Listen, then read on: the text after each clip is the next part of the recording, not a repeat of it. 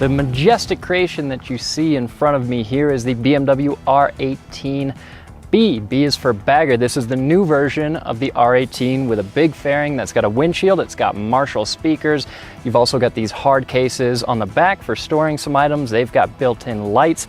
There's another version of the new R18 also called the Transcontinental. That's got a bigger windshield. It's got a top case on it as well as a few extra chrome bits, engine protection bars. But this is the slightly more stripped down version of that bike, and in this video we're going to show you some of the basic features, the most essential ones that you need to know about, because we did an entire video dedicated to the cool features on this bike.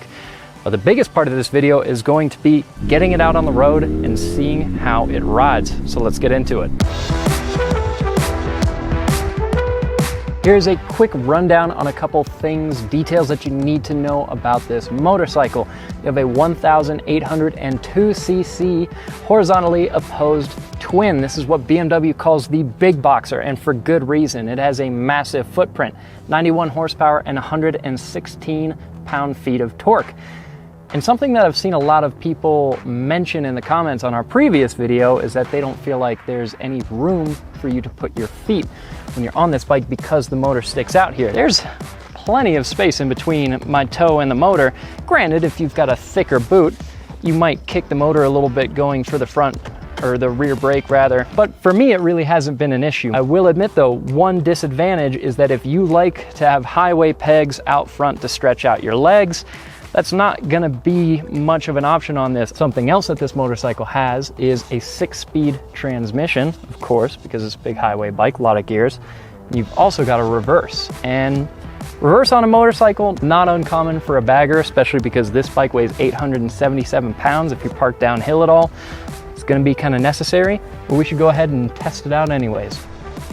Hop it on the bike, pick it up off the kickstand. I think the average bagger rider is bigger than I am. This is a heavy bike. So I hit the power button, I'm pulling the clutch. Now the bike is running, and you can see we're in neutral here. Now if I reach down and I flip this lever, you'll see now I'm in reverse, which means as soon as I hit the start button, the bike goes backwards. So again, if you were parked pointing towards a downhill and you needed to get back up, this would be the way to do it. This makes it a lot easier than trying to push with your feet. It's pretty cool. And then I just flip it back, up, and you can see I'm in neutral again.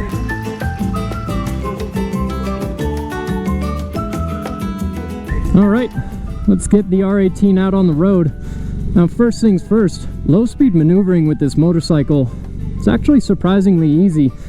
Even though I'm a lighter rider, it's not too bad. This is kind of uneven dirt road, and at a slow pace, it's easy to keep this motorcycle upright. It feels very stable.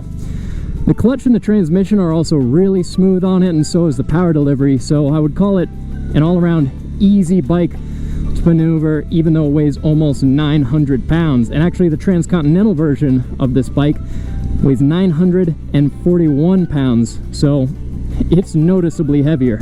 Okay, here we go. Now I have a chance to do a little test of acceleration, a little bit.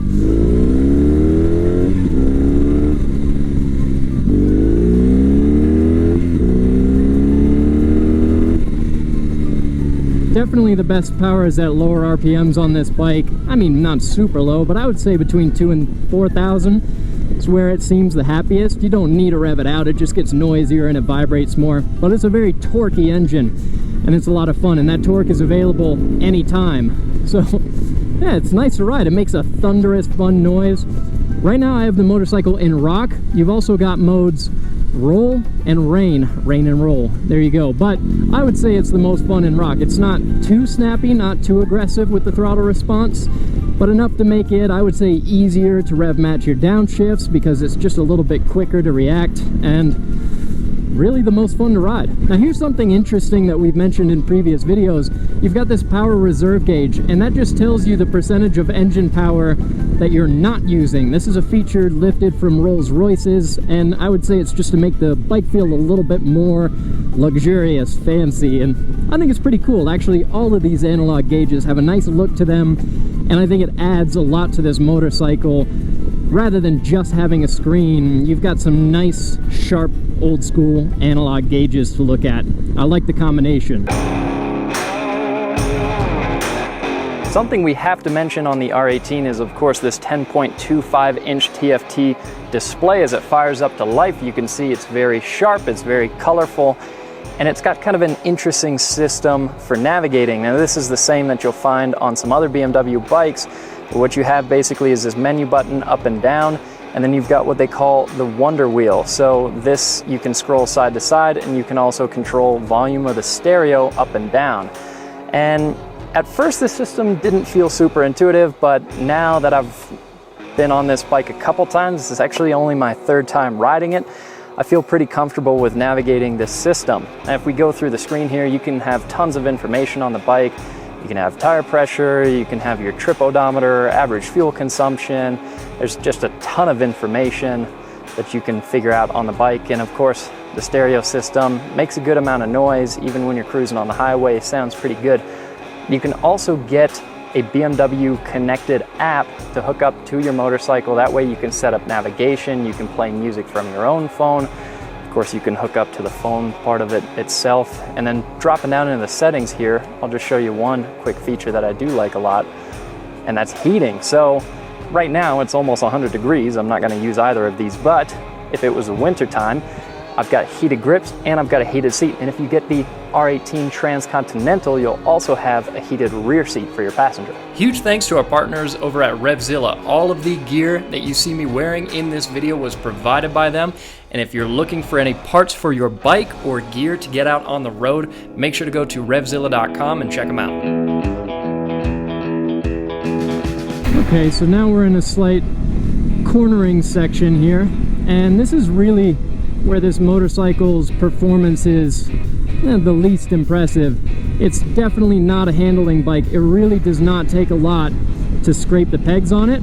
This is more of a sweeper, so not really getting enough lean angle to scuff the pegs, but I've had it happen a number of times, and it's not that difficult to do. I don't think most people are buying a bagger for its cornering, and when it comes to just relaxed cruising, this is just perfect. All right, we're pulling onto the actual highway, and I'm following Alex, and this is where this motorcycle feels at home. Now, the R18 B doesn't have as much wind protection as the Transcontinental does. I'm at almost 70 miles an hour in 5th gear, not even in my top gear, and the bike doesn't feel strung out. Of course, if I pop down into 6th, yeah, the bike is just fine. The motor is torquey even at just over 2,000 RPM, so if I needed to pass somebody in 6th gear, I could definitely do it. Right now we're pulling onto a little known fact, the bumpiest stretch of highway in the universe, trust.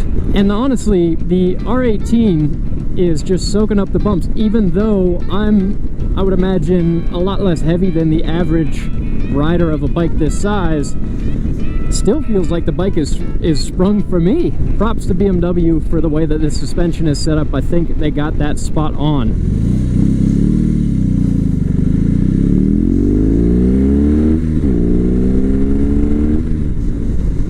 I do like the way this bike sounds, and it's fun setting off in it. And even Harley riders will give you a Harley wave. Now, a quick mention of the storage on this bike. You can see we've got these two side cases here, and they're not massive, especially because this speaker takes up a little bit of your space, but it's enough to fit this jacket, which is a really bulky jacket. So if you were going on a trip where you were just packing an overnight bag, you know, a little change of regular clothes, and you used both of these side cases, I think you would be fine for a couple days. But if you want to go on a really long trip, you might want more storage. Something I love is that latch. That latch system feels fantastic, and it really keys you into the way that this entire motorcycle is built. This whole motorcycle has incredible fit and finish. There's a little bit of extra storage too. Right here below the fuel filler cap, you have a place to put your phone, and it's ventilated and everything. That's nice. But because we film here at TFL every once in a while using our phones, I have this gigantic iPhone 12 Pro Max with a fancy camera, and it really doesn't fit in here. Now I'm gonna do a little test of the adaptive cruise control.